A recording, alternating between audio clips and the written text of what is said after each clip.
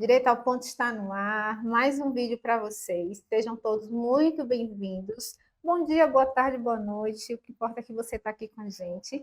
E a gente vai falar hoje sobre guarda. É um assunto assim pouco comentado, mas que na vida real é bastante conflituoso. Quem precisa passar, né, por esse tipo de realidade.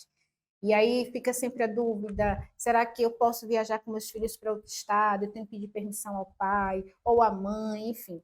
E para falar sobre esse tema, a gente convidou a doutora Vitória Santos, que já esteve aqui com a gente falando sobre união estável. Então, vai lá ver esse vídeo, está muito bom. E o de hoje também vai ficar muito bom. Ela vai explicar bem direitinho para a gente tudo sobre guarda. Doutora, seja bem-vinda de novo. Muito obrigada. Já estive aqui falando sobre união estável, hoje vamos falar sobre guarda. É um prazer estar aqui novamente e é um assunto que as pessoas precisam conversar, as pessoas precisam entender os seus direitos, que é a guarda de seus filhos. Isso, e para a gente iniciar o vídeo de hoje, é importante vocês de casa, vocês que nos assistem, saber o que é a guarda. Que instituto é esse, doutora?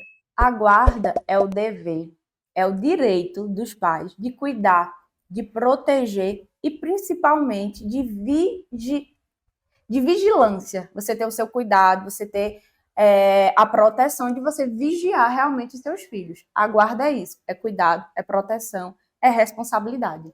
Pronto, muito simples, né? Mas que na prática, às vezes, dá uma enganchadinha, né? Essa prática responsável, essa prática vigilante. E, doutora, quais são os tipos de guarda que existem? No nosso ordenamento jurídico, na nossa lei, existem dois tipos de guarda, que é a guarda compartilhada e a guarda unilateral. Vitória, o que quer dizer a guarda unilateral e compartilhada?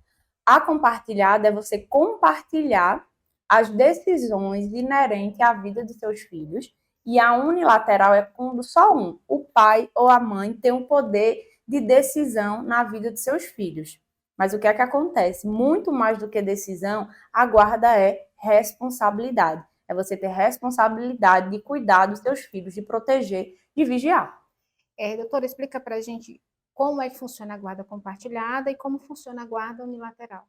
A guarda compartilhada, você compartilha com o pai e a mãe, em conjunto, decidem as questões relacionadas aos filhos. Em que colégio vai estudar, plano de saúde, se não é se vai dormir na casa do coleguinha no final de semana, é se vai qual é a viagem que vai fazer, levar para vacinar, colégio, em reunião escolar, você compartilhar todas as decisões, tudo, todas as responsabilidades da vida dos filhos. E a unilateral é quando a mãe ou o pai, de forma única, unitária, tem toda essa responsabilidade de cuidar de seus filhos. Certo. E a guarda unilateral se trata de quê? A guarda unilateral é como eu acabei de explicar, ela é unitária. Ou o pai Entendi. ou a mãe unicamente cuida dos seus filhos. Entendi. Ela vai ter todas essas responsabilidades de forma unitária. Entendi. Que circunstância, doutora, pode acontecer de ser aplicada a guarda unilateral?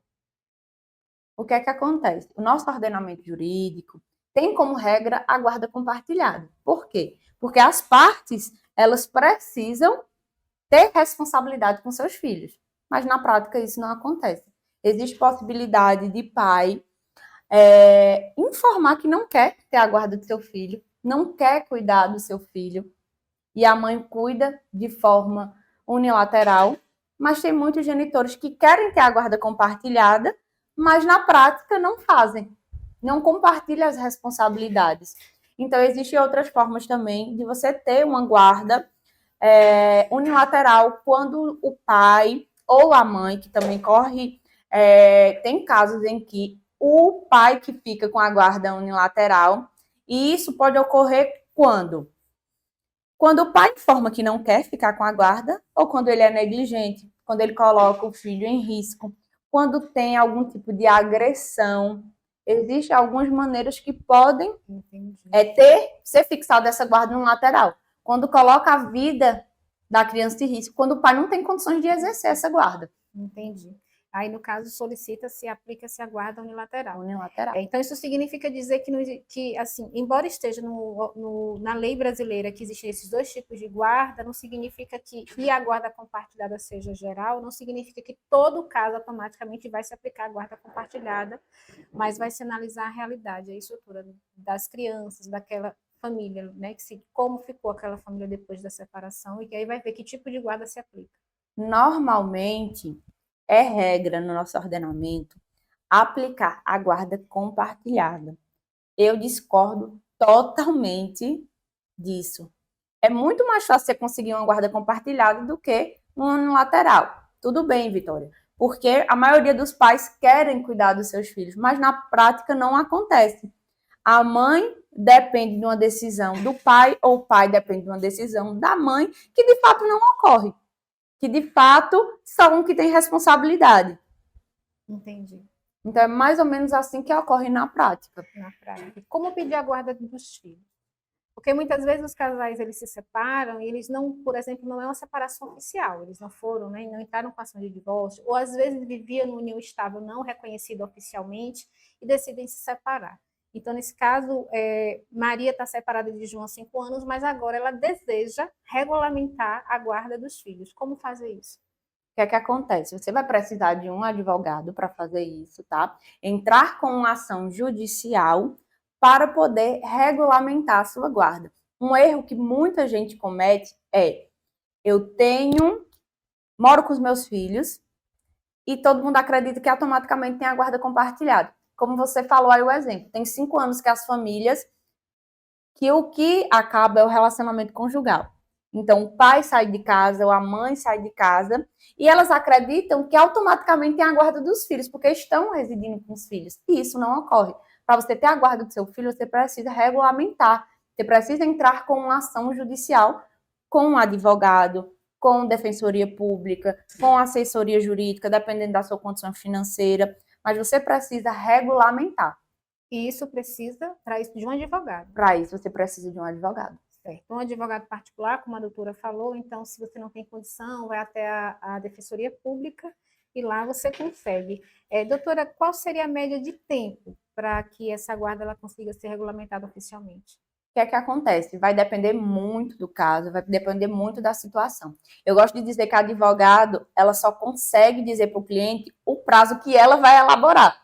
Quer elaborar a minuta, quer protocolar o processo. Mas depois que a gente dá para uma terceira pessoa, depois que a gente entrega para o juiz, não tem como a gente dizer quanto tempo vai durar. Claro que existe a guarda, que você pode ser pedida de forma consensual e de forma litigiosa, que é a forma do conflito.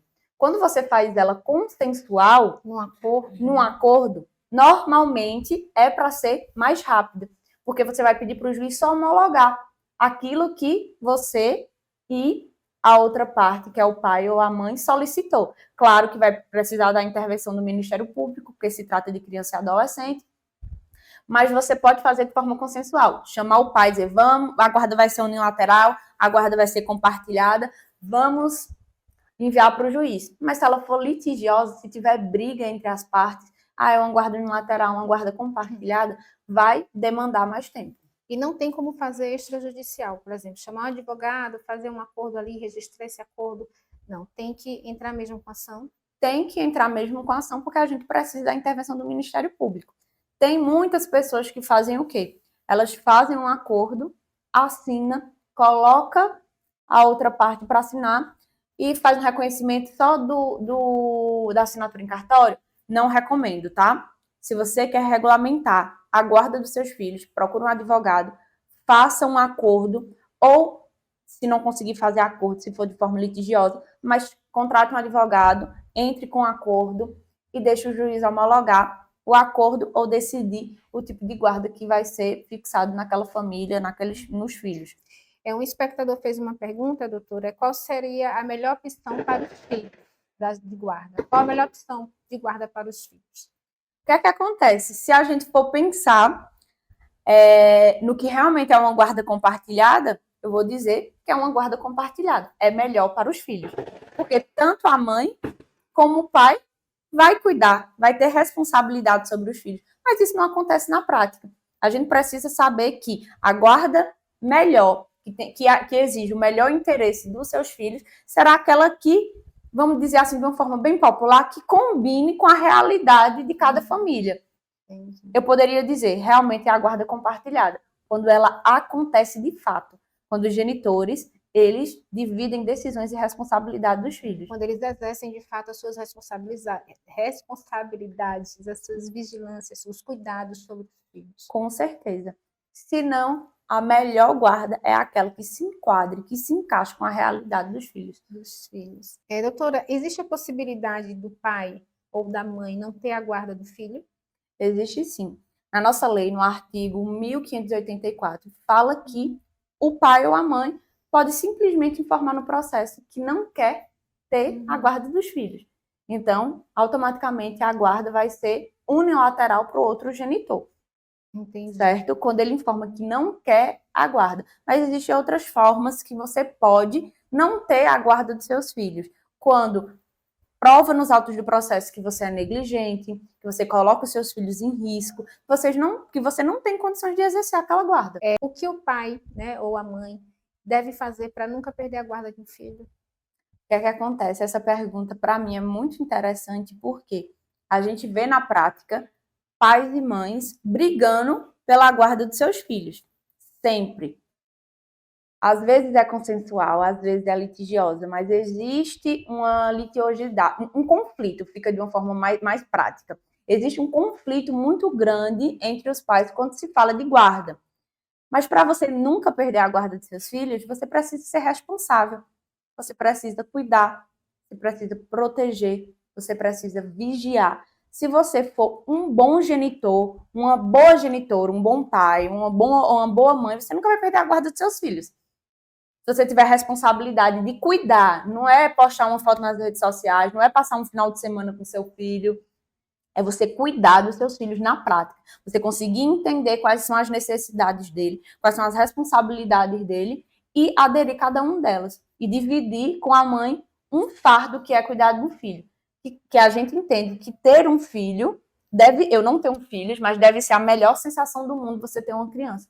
Mas é uma caminhada longa que você vai precisar de rede de apoio, principalmente do genitor e da genitora, se os pais não viverem juntos. Então, nunca perder a guarda dos seus filhos é você ter responsabilidade.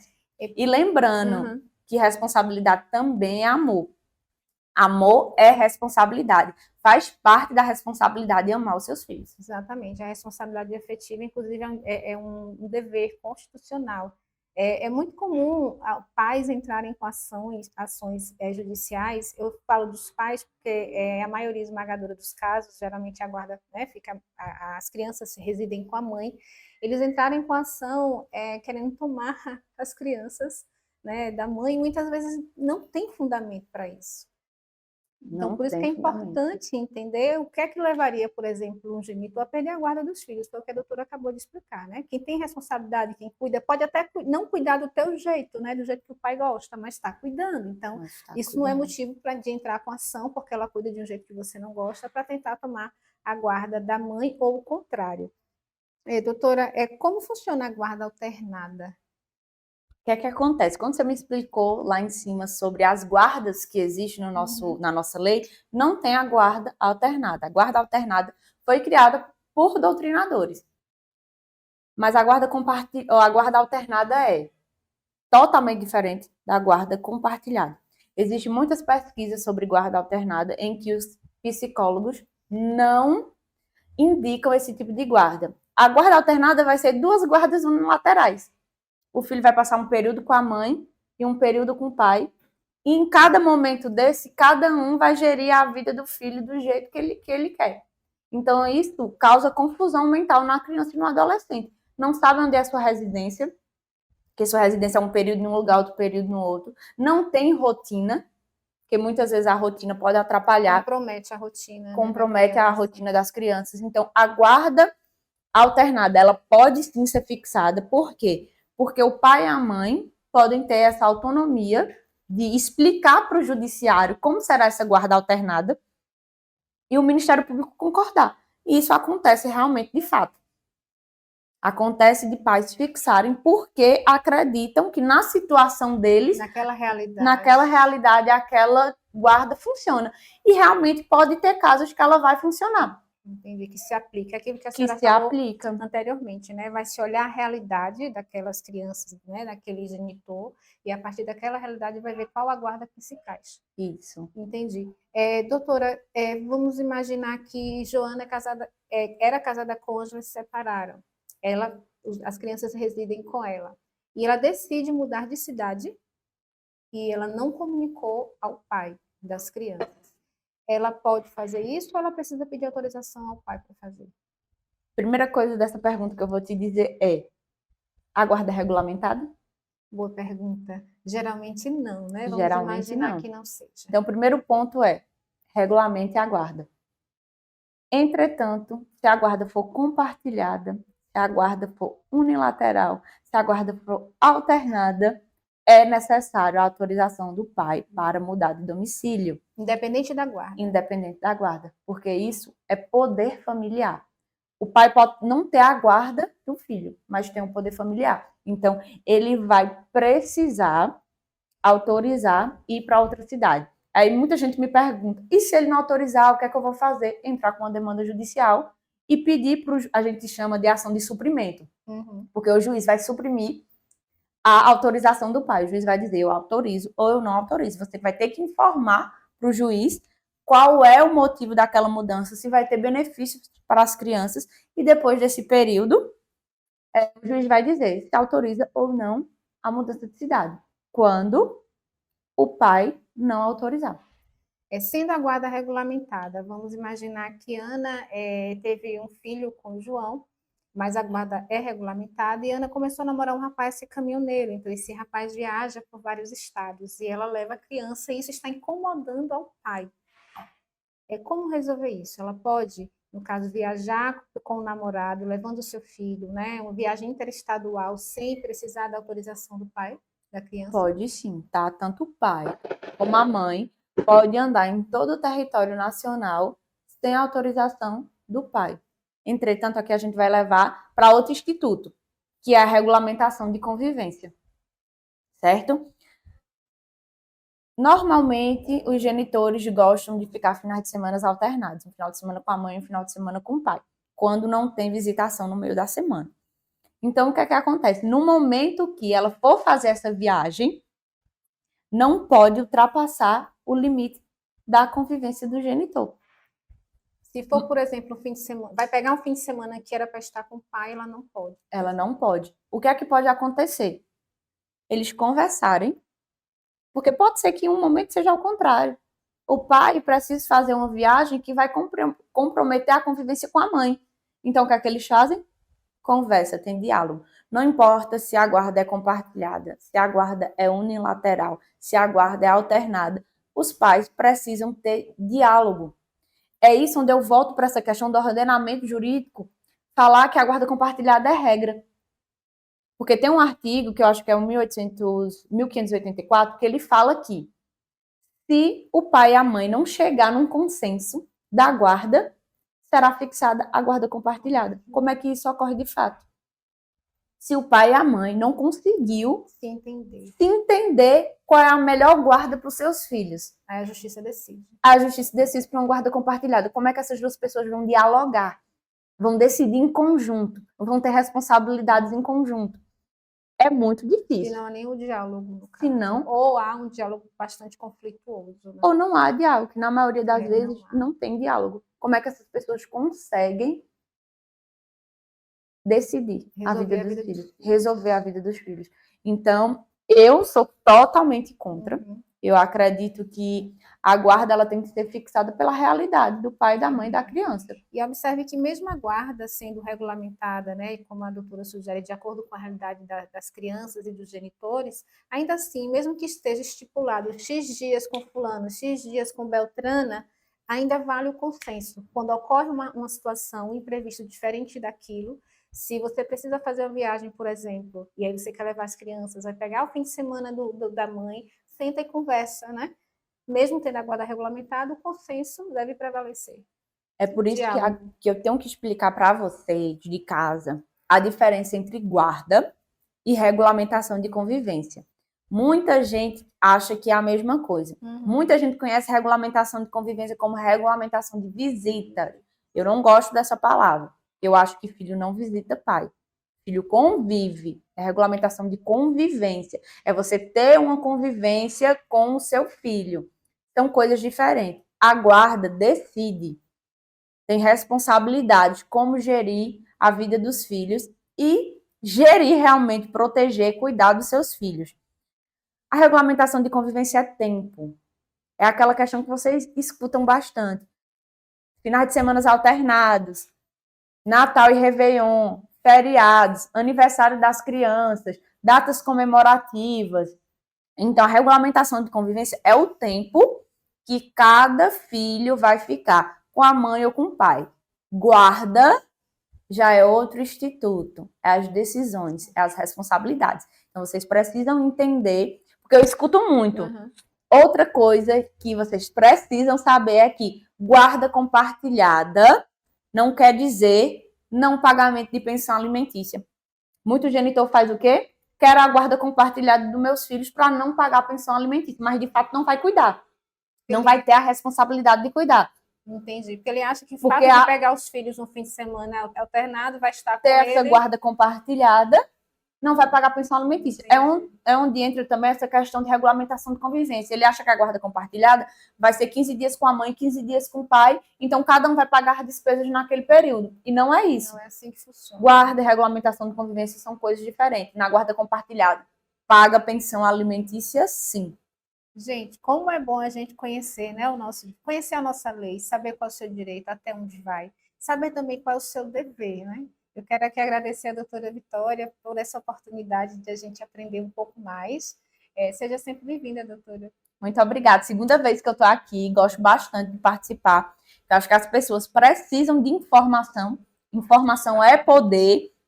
Então, você sabe no seu direito, procure seu advogado, sua advogada de confiança, faça consultorias, entendam os seus direitos. Quando a gente fala na seara familiar, que é o que eu sou advogada de família, que é o que eu mais faço, as pessoas não sabem seus direitos e acabam sofrendo ameaças, sofrendo coação. Exatamente. Então, quando você sabe o seu direito, você sabe o que tem que fazer, você não sofre tanto. Então, saiba o seu direito, conheça o seu direito e tenha paz. Exatamente. Muito bom. Gente, vai, curte, comenta, compartilha essa informação e se inscreve no canal. E na próxima semana a gente vai ter mais um vídeo para vocês aqui do Direito ao Ponto. Fiquem com Deus e até a próxima.